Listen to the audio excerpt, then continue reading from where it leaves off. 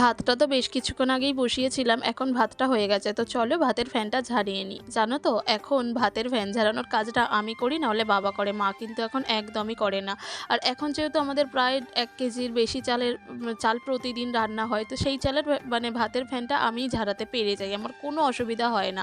সত্যি আমি না এখনও সেই বিয়ের ১ম এর কথা ভাবি। যখন কিচ্ছু পারতাম না। জানো তো ফ্যান ঝাড়ানো, ওরে বাবা! এ তো মনে হতো ভীষণ কঠিন কাজ।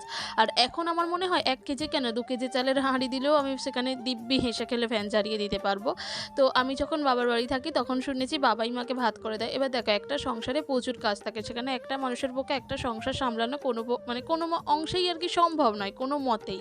তো হ্যাঁ, অনেকে বলবে একজন কি সংসার সামলায় না? অবশ্যই সামলায়। কিন্তু সংসারে বিভিন্ন জনের বিভিন্ন রকম কাজ থাকে। বিভিন্ন সংসারের বিভিন্ন রকম কাজ থাকে। প্রতিটা সংসারে তো কাজকর্ম লোকজন একই রকম হয় না। তো যাই হোক, আমি যখন বাবার বাড়ি যাই তখন শুনেছি বাবা মাকে ভাত বানিয়ে দেয়। আর এখন তো আমি থাকলে আমিই বানিয়ে নিই।